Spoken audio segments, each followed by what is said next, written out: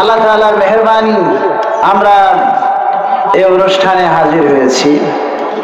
তো যে কথাটা বলতে চাই, আল্লাহ তাআলা বলছেন,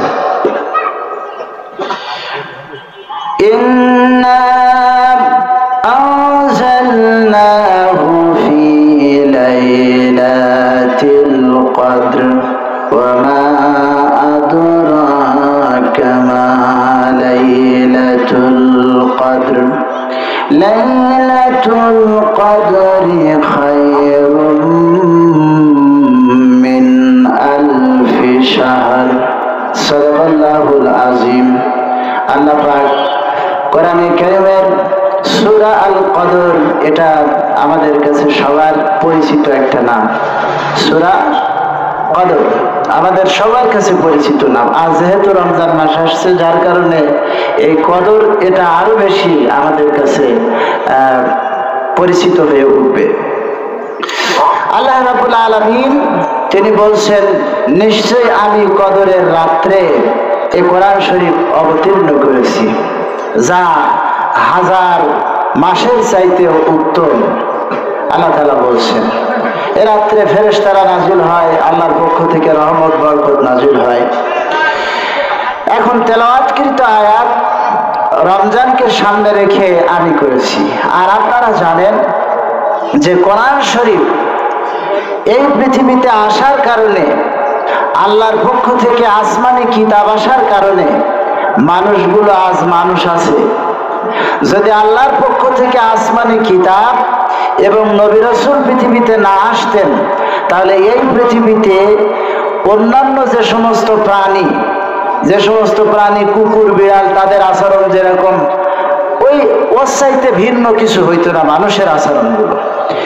এত সাবধান বাণী, এত কিছু থাকার পরেও এ মানুষকে সোজা করা যাচ্ছে না, ঠিক কিনা বলেন? আল্লাহ রাব্বুল আলামিন রাসূলদেরকে এবং কোরআন আসমানি কিতাব এগুলো পাঠাইছেন। এ মানুষ তারা খারাপ পথের দিকে অগ্রসর হবে, মানুষকে মানুষ হিসেবে তাদের মনুষ্যত্ব বোধ ফিরিয়ে দেওয়ার জন্য আল্লাহ তাআলা এই কোরআন শরীফ এবং আসমানি কিতাব যুগে যুগে প্রত্যেক নবীর উপরে অবতীর্ণ করেছেন। আমরা বলি সুবহানাল্লাহ। এখন কোরআন শরীফ পৃথিবীতে এসেছে মানবতার মুক্তির জন্য, এই বিশ্ববাসীর মুক্তির জন্য। আল্লাহ তাআলা বলছেন, তাবারাকাল্লাযী নাযালাল ফুরকানা আলা আবদিহি লিয়াকুনা লিল আলামিনা নাযীরা। অতীব বরকতপূর্ণ মহান আল্লাহ রাব্বুল আলামিন, যিনি তার বান্দার প্রতি ফুরকান অবতীর্ণ করেছেন। এই জন্য ফুরকান অবতীর্ণ করেছেন যেন এই কোরআন দিয়ে তিনি গোটা বিশ্ববাসীকে সতর্ক করতে পারেন। জোরে কোন সুবহানাল্লাহ। গোটা বিশ্ববাসীকে যেন গাফলাত থেকে ফিরাতে পারেন, গুনাহের পথ থেকে ফিরাতে পারেন, জাহান্নামের পথ থেকে ফিরাতে পারেন। সেজন্য আল্লাহ তাআলা সত্য মিথ্যার পার্থক্যকারী কিতাব হিসেবে কোরআন শরীফ নাজিল করেছেন।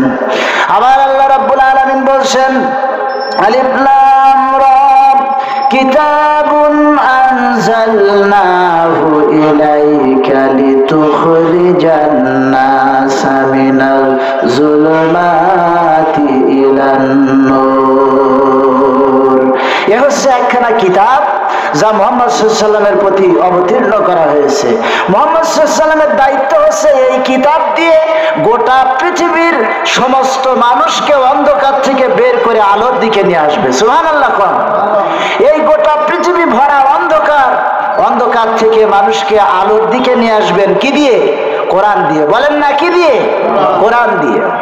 কোরআন আছে বলে আজকে আমরা মুসলমান, কোরআন আছে বলে আল্লাহর চিনি, কোরআন শরীফ আছে বলে মুহাম্মদ রাসূলুল্লাহকে রাসূল হিসেবে পেয়েছি, কোরআন শরীফ আছে বলে আজকে এতগুলো মানুষ আমরা একত্রিত হয়েছি, ঠিক কিনা বলেন?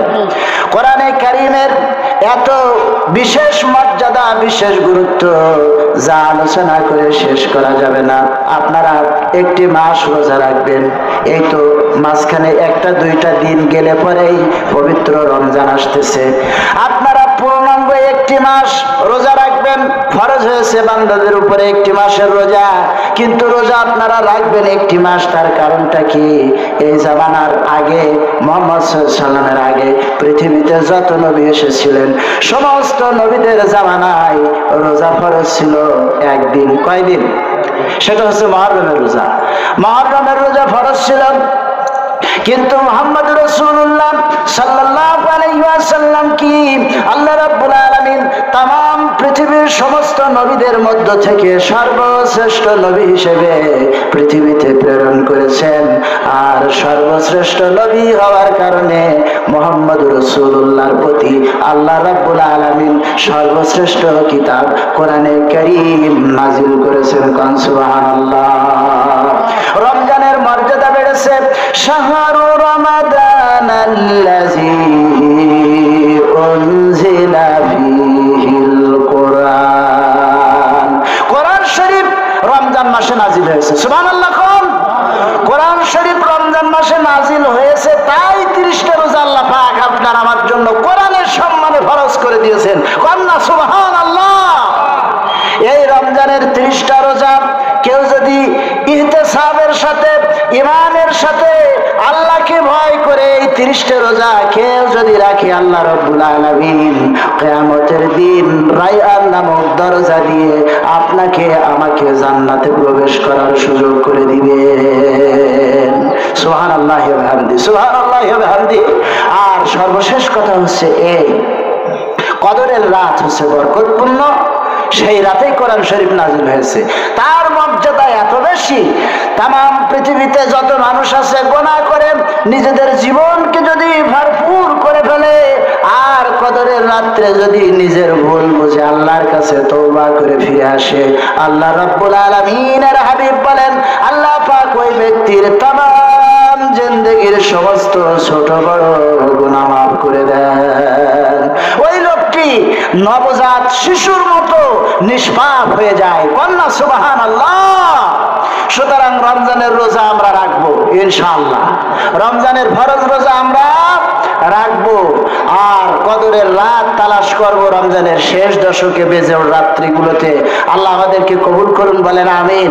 আর যিনি আজকের এই সুন্দর পরিবেশের ব্যবস্থা করে দিয়েছেন, তার মনের আশা আল্লাহ তাআলা পূর্ণ করুন। তার পিতা মাতাকে আল্লাহ তাআলা জান্নাতুল ফেরদাউস দান করুন, জোরে বলেন আমিন।